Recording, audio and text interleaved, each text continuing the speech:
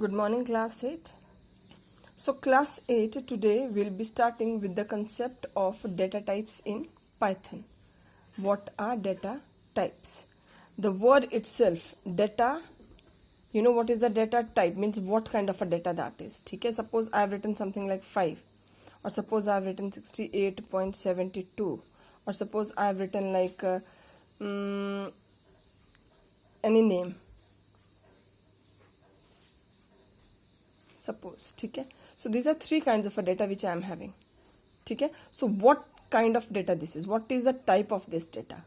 This is integer type. पता है ना सबको ये integer है.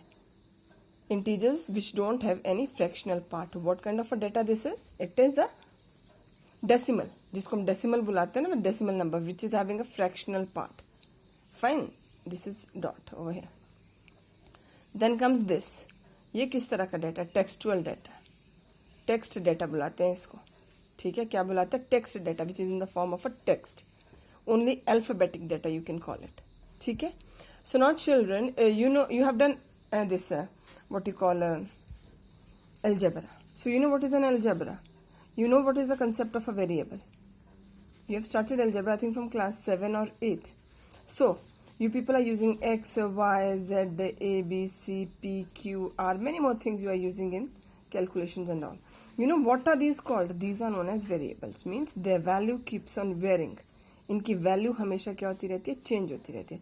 Suppose कोई question, you people are doing some question like X is equal to 20. Then you are just solving and so on you go and X comes out to be 85. So in the same question, first X was 20 plus something and then it comes out to be 85. So these are variables whose value keeps on changing. But we are having the concept of constant also. Constant. What are constants? Like suppose I'm having 5 or I'm having 10. So 5 will remain 5 always. You can't change the value for 5. You can't do suppose 5 equals to 29. This is totally wrong concept. Because 5 is a constant, its value remains fixed. It never changes. Okay? But the value for variables keeps on changing. Okay? So now you have used the variables in algebra, and when you write a program in a Python, you also use variables to represent the different values or quantities.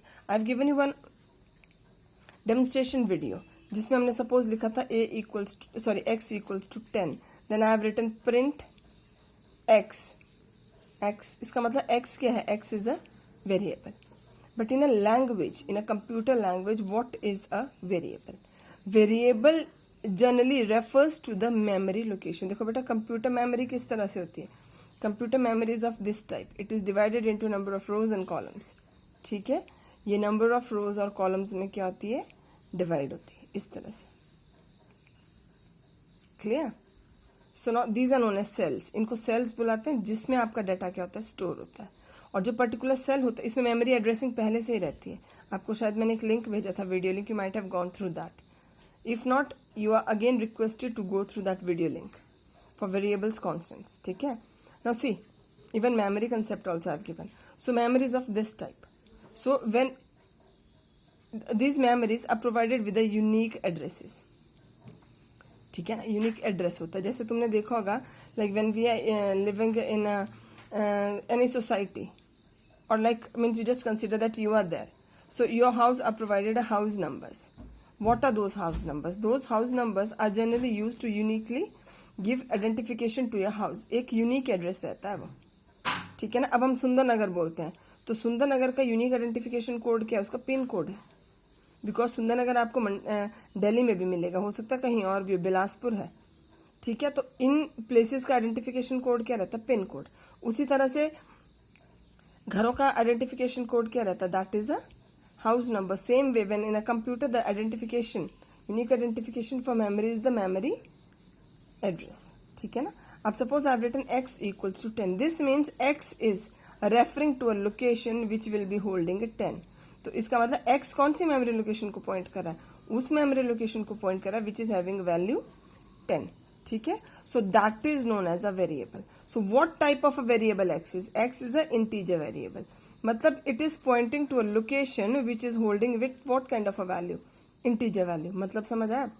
Data type. What is the data type of this x? From here you will come to know what is the data type of this axis. It is an integer. Why? Because it is pointing to the memory location which is having 10, and 10 is an integer. Suppose I am writing y equals to 3.5. ठीक है, suppose ये वाली memory location है कोई और इसमें कौन सी value 3.5. So y is what is the data type of y? It is a float. In computer language you called it float, floating point numbers, जिनमें क्या होता है फ्रैक्शनल पार्ट होता है. डेसिमल है, this means it is having a fractional part. Integer means whole. 10 क्या है? 10 अकेला है, इंडिविजुअल. होल है, ये पूरी चीज है. पर 3.5 में क्या हो गया? डिवीजन हो गया. 3.5 को आप कैसे लिखोगे? 35/10 means it comes in the fractional form. ठीक है. सो y is of float type. Float type means y is pointing to a memory location which is having a floating value, floating point. ठीक है. तो y का data type क्या है? Floating data type. लग गया पता? Now comes to string. Suppose I have saved this name Surabhi over here. Suppose यहाँ पे सुरभि करके है, तो इसका एड्रेस सपोज है 116 या something. So suppose I have written z equals to, हमेशा स्ट्रिंग वैल्यूज जो हैं वो आपको किस में लिखनी होती है? इन्वर्टेड कोटेशंस में. They are always written in inverted quotations. So when I have written z equals to assigning a value Surabhi, so this means now z is pointing to a memory location which is having a what type of a data? String data बुलाते हैं इसको. क्या बुलाते हैं? string. In computer language alphanumeric data means alphabet और numbers together. जो भी चीज inverted quotations में होगी, एक चीज याद रखना, whatever will be there in inverted quotation that is considered as a string. बात समझे? उस पर कोई कैलकुलेशन नहीं होगी, उसको वो क्या मानेगा? स्ट्रिंग मानेगा. जिसको भी किस में लिखेंगे? इन्वर्टेड कोटेशंस में. Just keep it in mind. So z is what kind of a data type z will be having? It will be string data type. Why? Because it is pointing to a memory location which is holding what kind of a value? String type. समझ गए? Alphabetic और alphanumeric.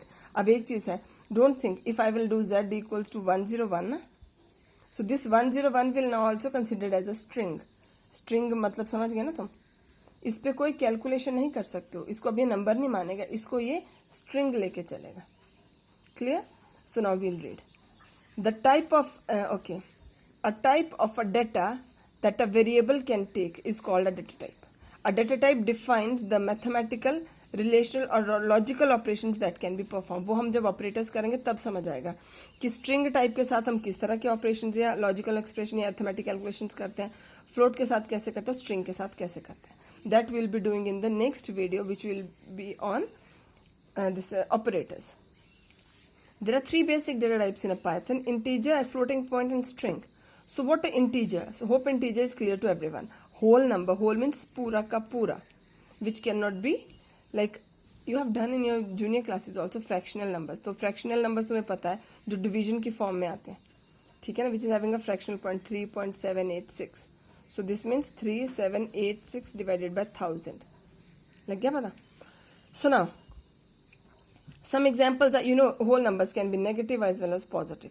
Integers Python में क्या लिखते हैं? int लिखते हैं. क्या लिखते हैं? int. And it can be of any length. And length is only limited by the available memory. ये तो तुम्हें पता है कि RAM define करता है. Now floating point data types. Again I have told you कि what a floating point which comes with the decimal.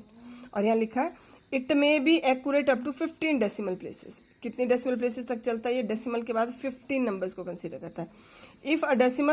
If a number has a decimal point, it considered a floating point number. लग गया पता? Otherwise it is an integer. पर जब आपने इस तरह से लिख दिया, डेसिमल के साथ चाहे 0 लगाया तो भी ये फ्लोटिंग पॉइंट ही होगा. डोंट थिंक कि ये तो 1 है, 0.0 तो doesn't mean anything. No, if you have written decimal and then you've written 0, then also it will be considered as a floating point number. Now come to string. Strings are used to store the factual information like names, text, etc.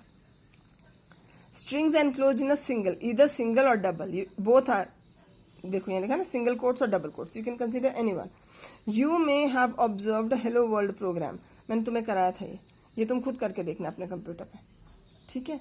लग गया पता कि z equals to 101. Suppose आपने लिख दिया, ये देखिए जैसे आपका ये वाला स्क्रीन आएगा. आप क्या करोगे जब ये वाला इस तरह से, you will get this type, you will do z equals to 101 double quotations में.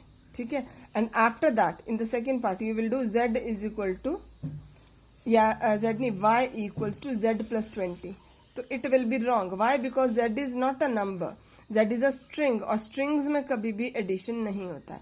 बट अगर आप इसी को इस तरह से लिखोगे 101 और then you will write y equals to z plus 20, then what answer you will get? 121 because it is a integer, but here it is a string. So children, next I will just send you video next week on first on data types in Python, then we'll go for operators. So thank you very much.